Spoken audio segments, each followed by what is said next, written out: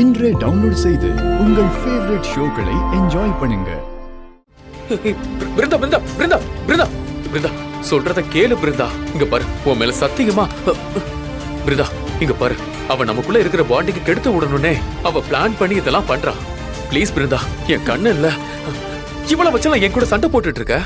எனக்கு எவ்வளவு அசிங்கமா இருக்கு தெரியுமா? என்னாச்சு? வாடா. என்னடா அர்த்த ராத்திரியில பொண்டாட்டிகிட்ட கெஞ்சிக்கிட்டு இருக்க? எல்லாம் உன்னால வந்ததுடா.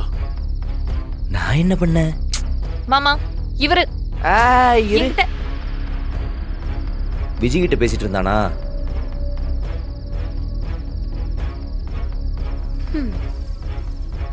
ஓ, எனக்கு எப்படி தெரியும் தானே பாக்குற? நான் தான் இங்க 2-3 கேமரா வச்சு விட்டுருக்கேனே, எனக்கு எல்லாம் தெரியும். என்ன மாமா இதெல்லாம் நல்ல பழக்கமா மாமா? அவ மிட் நைட்ல இவர்கிட்ட கொஞ்சம் பேசிட்டு இருக்கா, இவரு அவகிட்ட குழஞ்சு பேசிட்டு இருக்காரு. கேட்டா ஒண்ணுமே இல்லங்கறாரு. இதெல்லாம் எப்படி மாமா என்னால ஈஸியா எடுத்துக்க முடியும்? இன்னும் நல்லா டென்ஷனா கத்துனேன்னா எல்லாருக்கும் கேட்டுரும். மாமா, என்ன பார்த்தா உங்களுக்கு நக்கலா இருக்கா? ஏய், நீ இந்த மாதிரி எல்லாம் கோவமா கத்தணும், உங்களுக்குள்ள சண்டை வரணும், சண்டை வந்து நீங்க பிரிஞ்சு போயிடணும், அதை பார்த்து அவ கைதட்டி ரசிக்கணும். இதுதான் அவளோட மோட்டிவ். அவ சாவி திருகிட்டு இருக்கா, நீ அதுக்கேத்த மாதிரி ஆடிக்கிட்டு இருக்க. பிருந்தா ப்ளீஸ் பிருந்தா, இப்ப வச்ச என் நிலைமைய புரிஞ்சுக்கோங்க ப்ளீஸ்.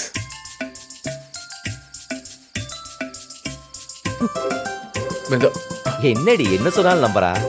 சும்மாரா? என்னடா காப்பாத்தி விட்டோமா? அப்புறம் உங்களாலதான் எங்களுக்குள்ள பிரச்சனை, உங்களாலதான் என் பொண்டாட்டி என்கிட்ட பேச மாட்டேங்கிறா அப்பெல்லாம் சொல்ல மாட்டல? டேய் இல்லடா, இந்த நேரமும் திக்குன்னு தாடா இருக்கு. எப்படா இந்த பிரச்சனை முடியும், எப்படா இந்த பிரச்சனையில இருந்து ரிலீவ் ஆகுறதுன்னு இருக்குடா. டேய், ராகவன் வெளியே வரட்டும்டா, அது வரையும் பொறுத்துக்க. நாங்களும் மிட் நைட்ல வெளியே சுத்திட்டு இருக்கோம்ல, உனக்கு என்ன அவ பக்கத்திலே இருக்க கஷ்டமா இருக்கோ? என்ன பேசிக்கிறானுங்க, ஒண்ணுமே கேட்க மாட்டேங்குதே. ஆமா, எல்லாம் பிளான் படி தானே போகுது. அவ நம்பறால. என்னடி இப்படி தலையாட்டுறான் அவன்? கோயில் மாடு மாதிரி ஆட்டுறான்.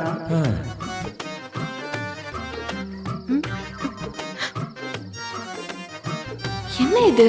நமக்கு ஒரு நேரம் ஆறுதல் சொல்றாரு, இன்னொரு பக்கம் 2 பேரும் கூடி பேசிக்கிறாங்க. என்னவா இருக்கும்? ஆனா அதுக்கு முன்னாடி அந்த சிசிடிவி ஃபுட்டேஜ் இருக்குல்ல, அதுதான் ஒரு மாதிரி உறுத்துது. அது ஒரிஜினல் தான்டா. அதை வச்சுதான் இவனுங்க கேஸ மொத்தமாவே ஃப்ரேம் பண்றானுங்க. அதுக்கு என்ன பண்ணலான்னு தான் யோசிச்சுட்டு இருக்கேன். இங்க பாரு வீரா, நீ என்ன வேணா நினைச்சுக்க, ஆனா எங்க அண்ணன் ராகவன் அப்படி யாரையும் வஞ்சி வச்சு அடிக்கிற ஆள் கிடையாது. அவன் ஒரு அப்பாவி புள்ள பூச்சி. யாராவது அடிச்சா கூட அதை வாங்கிட்டு தான் வருவான். சார், உங்க அண்ணன் மட்டும்தான் எந்த அடிதடிக்கும் போக மாட்டாரு. எங்க அண்ணன் எப்படா வம்பு வரும்னு அப்படியே அலைஞ்சுக்கிட்டு இருக்காருன்னு நினைச்சிட்டு இருக்கியா? ஏய், நான் அப்படி சொல்லவே இல்லையே. நீ இப்ப அப்படிதான் சொன்ன. சும்மா இங்க பாரு, என் அண்ணன் ஒன்னும் சட்டையை பிடிச்சி சண்டை பிடிக்கிற ஆள்லாம் கிடையாது. சரி சாமி, ஏதோ ஒரு சின்ன மிஸ் அண்டர்ஸ்டாண்டிங் பிரச்சனை நடந்திருக்கு. அப்படி சொல்லு. என்னடி பேச்சு கூட உங்க அண்ணன் ஒன்னும் சொல்ல விட மாட்டேங்கிற? ஏன்னா எங்க அண்ணன் அந்த மாதிரி. ராகவன் மாமா அந்த ரோஸ்மெரி விஷயத்துல கொஞ்சம் கவனமா இருந்திருக்கணும். அவசரப்பட்டு வாய் விட்டது உங்க அண்ணன். பாரு, எங்க அண்ணனால பொண்ணுங்களுக்கு ஒண்ணுனா பாத்துட்டு இருக்க முடியாது. சரி, ஆனா அவர் அந்த நியாயத்துக்காக பொங்குனது இன்னைக்கு எவ்வளவு பெரிய பிரச்சனையில வந்து நிக்குதுன்னு பாத்தியா? போதா குறைக்கு அந்த ரோஸ்மெரி வேற கோர்ட்டு படி ஏறி சம்பந்தமே இல்லாம சாட்சி சொல்லியிருக்கா.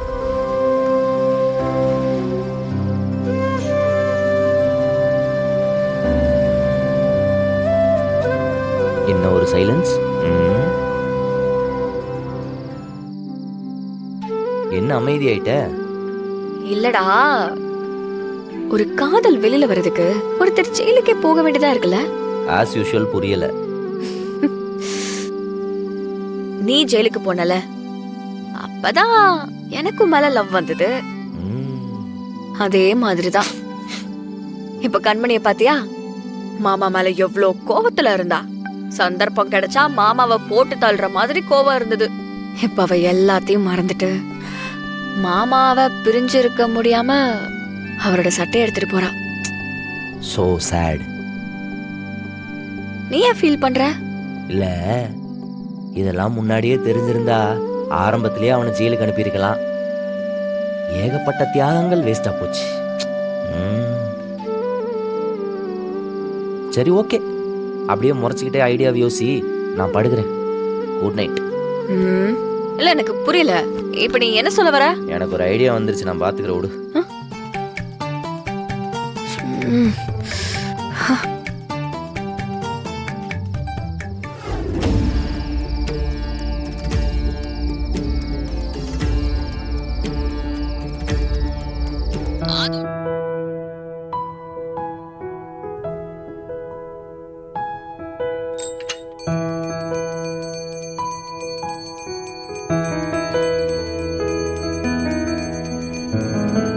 வலியம்மா,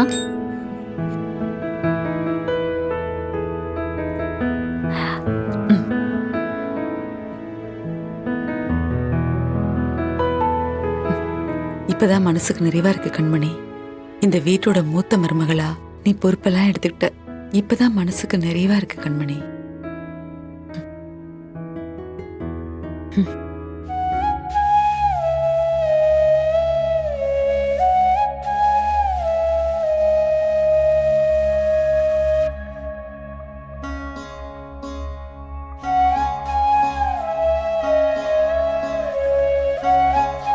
மரா, ம், ஹியரிங் எத்தனை மணிக்கு? 10 மணிக்கு வர சொல்லியிருக்காங்க. லாயர் கிட்ட எல்லாம் பேசிட்டல.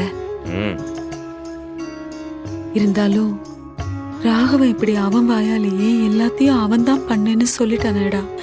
அதை பார்த்ததுல இருந்து ஏதோ என் மனசெல்லாம் படபடன்னு இருக்கு. அதுக்கப்புறமும் தீர்ப்பு நமக்கு சாதகமா வருமாடா?